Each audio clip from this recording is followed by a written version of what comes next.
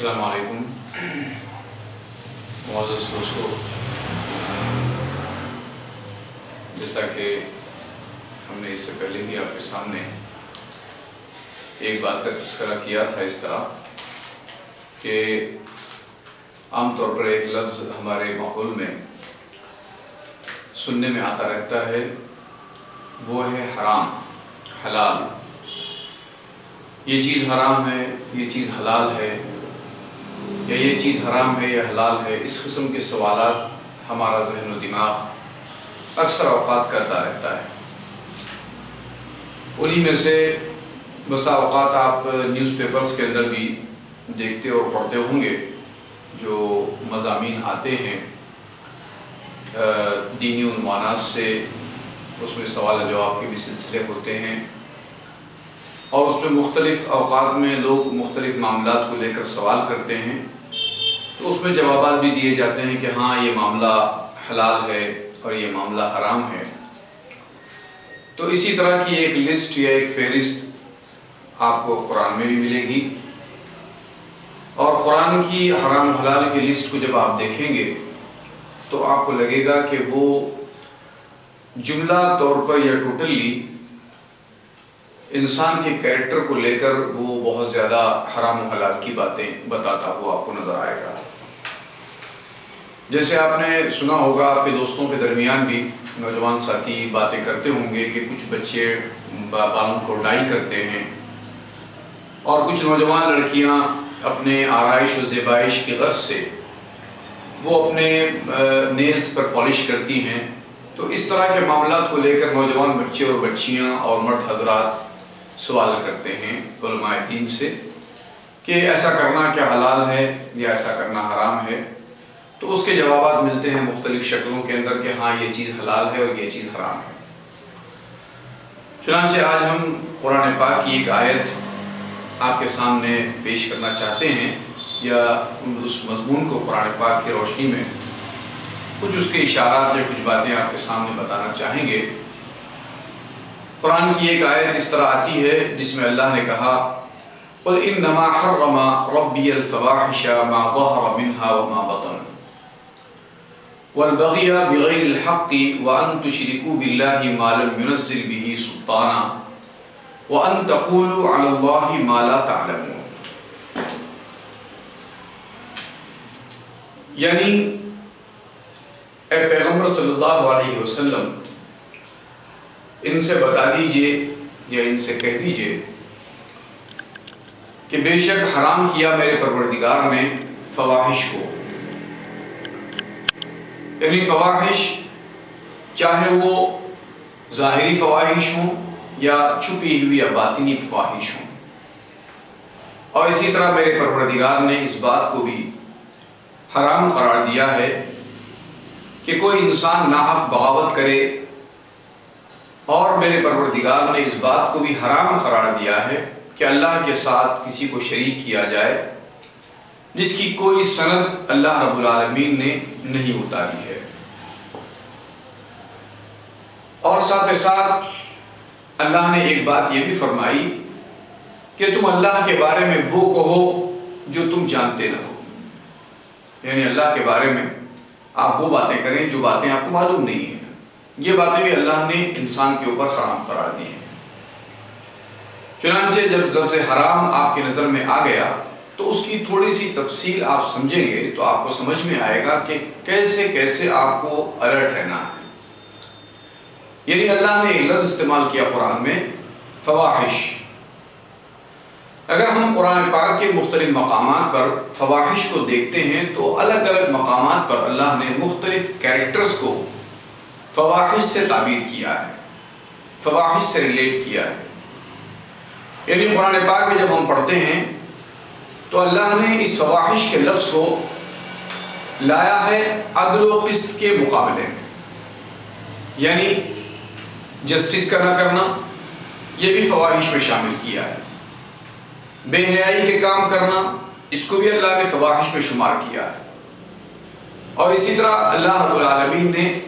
لوگوں کے ساتھ اور ضرورت مندوں کے ساتھ مہربانی اور فضل کرنے سے روکنا اپنے آپ کو، اس کو بھی اللہ رب العالمین نے فحش سے تعبیر کیا. چنانچہ یہ سارے کیریکٹر کو اللہ رب العالمین نے قرآن پاک کے اندر حرام قرار دیا. چنانچہ بات شروع کہاں سے ہوتی ہے؟ بات شروع ہوتی ہے جیسا کہ ہم نے بارہا آپ کے سامنے اس بات کا مذاکرہ کیا ہے کہ والدین کے معاملے میں اور اسی طرح اپنے پیرنٹس کے معاملے میں اور اسی طرح اپنے جو لیکچررز ہیں، اپنے ٹیچرز ہیں، ان کے معاملے میں، یہ سارے وہ معاملات ہیں جن معاملات میں اگر کوئی انسان عدل و انصاف سے کام نہیں لیتا ہے، جسٹس سے کام نہیں لیتا ہے، تو ایسی شکل میں وہ فواحش کا کرنے والا اللہ کی نظر میں کہلائے گا، اور یہ اللہ کی نظر میں ایک حرام فعل ہوتا ہے. آپ بالوں کو ڈائی کرنے کے معاملے میں تو الرٹ ہوتے ہیں، یقیناً ہونا چاہیے، لیکن میں سمجھتا ہوں کہ اس سے زیادہ الرٹ آپ کو اس معاملے میں ہونا چاہیے کہ آپ کا بیہیو جیسے والد کے ساتھ ہے، ڈیڈی کے ساتھ ہے، ویسا ہی آپ کا بیہیو آپ کی مدر یعنی آپ کی ماں کے ساتھ ہونا چاہیے. جیسا بیہیو آپ کا اپنے پیرنٹس کے ساتھ ہیں، گھر کے پیرنٹس کے ساتھ ہیں، ویسے ہی آپ کا بیہیو، ویسے ہی گڈ بیہیو آپ کا آپ کے لیکچررز کے ساتھ ہونا چاہیے، آپ کے اپنے کلاس فیلو کے ساتھ ہونی چاہیے. اور اسی طرح اگر آپ کسی جگہ جاب کرتے ہیں تو وہاں بھی آپ کو اپنے رشتے، اپنے کانٹیکٹس کے معاملے میں عدل و انصاف کا، جسٹس کا خیال رکھنا چاہیے. اور اگر آپ ایسا نہیں کرتے ہیں تو پھر آپ ایک فعل حرام کا ارتکاب کرتے ہیں. یعنی حرام حلال کو آپ سمجھیں گے تو بتایا جائے گا کہ یہاں پر آپ اگر بہت الرٹ ہو جائیں گے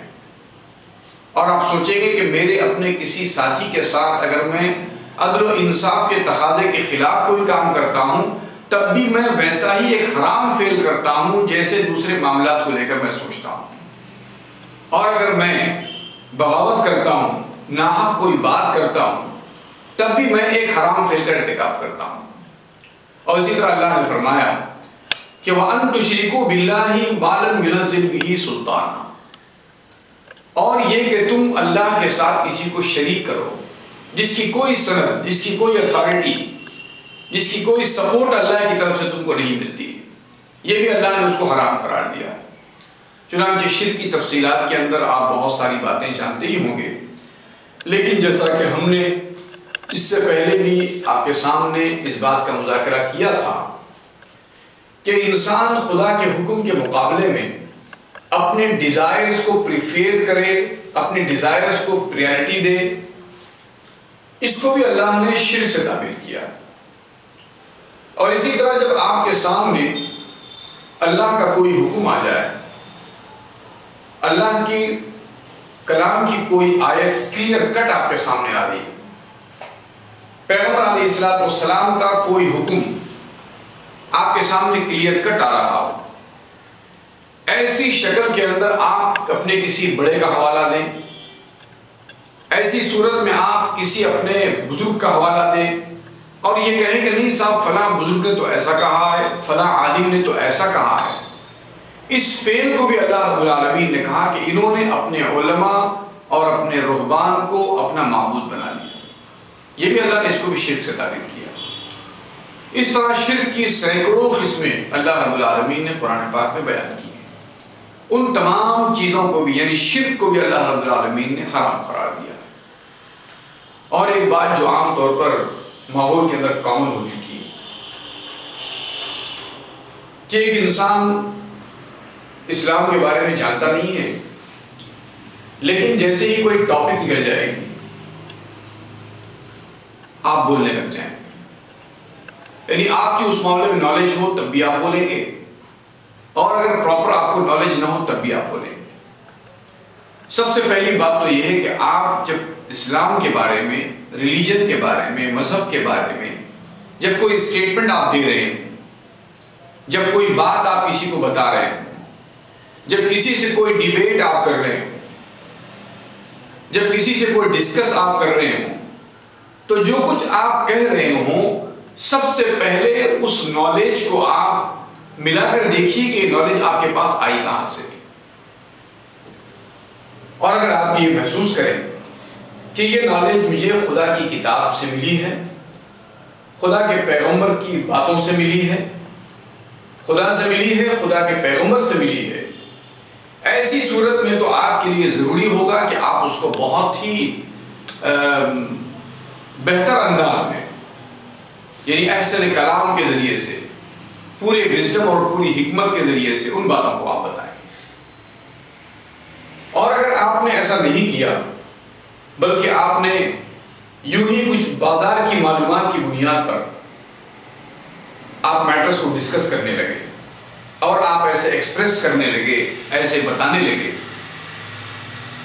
جیسے کہ وہ اللہ کی بات ہو، تو اللہ کہتے ہیں کہ یہ بھی اللہ نے حرام قرار دیا، یہ بھی اللہ نے حرام قرار دیا۔ چنانچہ میری طرح کہ اگر مولوی کچھ بات کرتے ہیں تو ان کو چاہیے کہ اپنی بات کے پیچھے خدا کے کلام کا ریفرنس رکھیں، خدا کے کلام کا حوالہ رکھیں، اور اگر وہ خدا کے کلام کے حوالے کے بغیر کچھ بات کرتے ہیں تو اللہ نے ایسی بات کرنے کو بھی اللہ نے حرام قرار دیا۔ یعنی آپ کو بہت ہی کیئرفلی سمجھنا پڑے گا کہ اللہ نے کیا کیا چیزیں حرام قرار دی۔ بھائی آپ کے اپنے پوائنٹ کو آپ ٹخنوں سے نیچے لٹکائیں گے، یقیناً کوئی صاحب بتائیں گے آپ کو کہ یہ حرام فعل ہے کہ آپ اپنے کپڑوں کو، اپنے پائجامے کو یا اپنی لنگی کو یا اپنے جینس کو آپ ٹخنوں کے نیچے رکھیں۔ ٹھیک، بہت اچھی بات ہے، لیکن اس سے زیادہ آپ کو الرٹ ہو جانا چاہیے ان تمام حرام چیزوں کے بارے میں جس کو اللہ کی کتاب نے ڈسکس کیا ہے۔ ایسے معاملات کو اگر آپ بہت ہی غور سے دیکھیں گے، سوچیں گے، تب آپ کے اوپر وہ حالت آئے گی کہ آپ بہتر طور پر حرام و حلال کو فائنڈ آؤٹ کر سکیں، حرام باتوں کو جان سکیں، حرام باتوں کی اہمیت کو آپ سمجھ سکیں۔ سوسائٹی اگر آپ اس اینگل سے اپنے آپ کو تیار کرتے ہیں تو سوسائٹی میں آپ ایک سنسیئر پرسن کی حیثیت سے آپ جانے جائیں گے۔ اسی طرح اللہ رب العالمین نے قرآن پاک میں ایک مقام پر اس بات کو بھی ذکر کیا کہ وَإِذَا فَعَلُوا فَاحِشَةً قَالُوا وَجَدْنَا عَلَيْهَا آبَاءَنَا۔ جب وہ اس قسم کے کوئی منکر کام کرتے ہیں، یہ ایسے کام صاحب ہمارے باپ دادا سے چلتا ہوا آیا ہے، ہمارے پاس سسٹم ہی یہ ہے۔ کیا سسٹم ہے آپ کے پاس؟ کہ سب نوکر کو دبایا جائے، عورتوں کی ریسپیکٹ نہ کی جائے، عورت کے بارے میں کہا جائے کہ یہ تو پیر کی جوتی ہوتی ہے۔ اس قسم کے جو احساسات، اس قسم کی جو فیلنگز آپ کے اندر ہیں، جب کوئی ان فیلنگز کو، ان احساسات کو غلط بتائے، اس کو کنڈم کرے، تو آپ یہ کہنے لگے کہ نہیں صاحب یہ تو چلتا ہوا ہی آیا ہے اور یہی ایک سسٹم ہے جس کو چلنا چاہیے، یہی ہم نے اپنے بڑوں سے اور بزرگوں سے سیکھا ہے۔ تو اللہ کہتے ہیں، اور پھر آپ یہ کہتے ہیں کہ صاحب اللہ امرنا بہا، اس قسم کے فحشا آپ کرتے ہیں اور اس کو آپ اسلام کا نام دیتے ہیں، عورتوں پر آپ ظلم روا رکھیں گے۔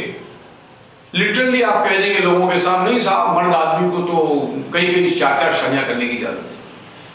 ہاں یقیناً اللہ نے قرآن میں اجازت دی ہے، لیکن اللہ نے اس میں کنڈیشن بھی بتائی، اللہ نے اس میں کنڈیشن بھی بتائی کہ اگر تم انصاف نہ کر سکو فواحدہ، تو چاہیے کہ تم ایک ہی کرو۔ اب اس کو لٹرل لے کر اگر آپ اس کو جنرلائز کر دیتے ہیں اور پھر اس کو آپ ایسے بتاتے ہیں جیسے کہ اللہ نے ہمیں حکم دیا، واللہ امرنا بہا، جیسے ہم لوگ عام طور پر لٹرلی لوگوں سے کہتے ہیں نہیں صاحب اسلام میں تو 4 شادیوں کی اجازت ہے، جبکہ قرآن نے اس کو لٹرل نہیں رکھا بلکہ کنڈیشنل رکھا۔ تو ایک چیز خدا نے لٹرل نہ رکھی ہو، اس کو کنڈیشنل رکھا ہو، اس کو آپ لٹرل کہہ کر جنرلائز کر کے بتا دیں آپ، اور یہ کہیں کہ ان اللہ فرماتے ہیں اللہ امرنا بہا، قل، اللہ نے کہا کہہ دیجئے ان سے، جو اس قسم کی سوچ رکھتے ہیں، جو اس قسم کا خیال رکھتے ہیں، جو اس قسم کی حرام کردہ چیزوں کو وہ حلال سمجھتے ہیں، ان سے کہہ دیجئے قل امر ربی بالقسط، میرے پروردگار نے تو انصاف کا حکم دیا ہے. قل امر ربی بالقسط وَأَقِيمُوا وُجُوهَكُمْ عِنْدَ كُلِّ مَسْجِدٍ، اپنے چہرے کو درست رکھو ہر مسجد کی جگہ، ہر سجدہ کرنے کی جگہ، ہر خدا کے حکم کو بجا لانے کی جگہ. اور ایک مقام پر اللہ رب العالمین نے فحش کہا ہے بخل کرنے، یعنی جہاں اللہ نے آپ کو انویسٹ کرنے، جہاں آپ کو خرچ کرنے کا حکم دیا وہاں آپ بخل کرنے لگے، وہاں آپ کنجوسی کرنے لگے، تو اللہ نے اس کو بھی فحشا سے تعبیر کیا ہے. اللہ کہتے ہیں الشیطان یعدکم الفقر ویأمرکم بالفحشاء، اللہ تم کو صدقات کا حکم دیتا ہے، خرچ کرنے کا حکم دیتا ہے کہ اپنے پیرنٹس، اپنے والدین، اپنی سوسائٹی کے وہ افراد جن کو مطلب ضرورت پڑ جاتی ہے، جس کو ڈیفیشنسی پیش آتی ہے، ان کی ڈیفیشنسی کو فلفل کرنے کے لیے اپنے کمائے ہوئے مال میں سے تم صدقات کرو، اللہ کا یہ حکم ہے. اور شیطان تم کو فقر سے ڈراتا ہے، الشیطان یعدکم الفقر، اور اللہ کہتے ہیں وَيَأْمُرُكُمْ بِالْفَحْشَاءِ، اور وہ تم کو فحشا کرنے کا حکم دیتا ہے، بخل کرنے کا حکم دیتا ہے. حالانکہ اللہ نے تم سے کیا کہا تھا؟ وَاللَّهُ يَعِدُكُمْ مَغْفِرَةً مِّنْهُ وَفَضْلًا، اللہ نے تم سے وعدہ کیا تھا اپنی مغفرت کا اور اپنے فضل کا. تو غرض یہ کہ فحشا کیا ہے، فحشا سے ہم کو کیسے بچنا ہے، اللہ نے کن چیزوں کو حرام قرار دیا ہے، حرام و حلال کی لسٹ اللہ نے اپنی کتاب میں کیا بتائی ہے. ان چیزوں پر اگر ہم غور کرنے لگ جائیں گے تو ہم یقین کر سکتے ہیں کہ ہماری اپنی فیملی لائف بہت ہی خوشگوار ہو جائے گی، ہماری اپنی یعنی سوسائٹی لائف بہت ہی خوشگوار ہو جائے گی، ہماری اپنی کالج لائف بہت ہی خوشگوار ہو جائے گی، ہماری اپنی جاب لائف بہت ہی خوشگوار ہو جائے گی. کیوں؟ اس لیے کہ وہاں پر ان تمام شعبوں میں، ان تمام یہ ساری فیلڈز کے اندر آپ ان چیزوں کو حرام مانتے ہیں جن چیزوں کو اللہ نے حرام قرار دیا ہے. تو میں سمجھتا ہوں کہ یہ چند کلمات جو حرام و حلال سے متعلق ہم نے آپ کے سامنے ذکر کیے ہیں، میں سمجھتا ہوں کہ اس کے اوپر آپ غور کریں گے تو ہم امید کر سکتے ہیں کہ ہماری لائف میں، ہمارے ایٹیٹیوڈ میں بہت ہی تبدیلیاں آئیں گی اور بہت خوشگوار تبدیلیاں آئیں گی، اور ہم ایک اچھے کیریکٹر کے انسان بن سکیں گے انشاءاللہ. اللہ نے زندگی رکھی تو پھر آئندہ ملاقاتیں ہوتی رہیں گی اور اسی طرح کے سبجیکٹس ہم آپس میں ڈسکس کرتے رہیں گے. السلام علیکم.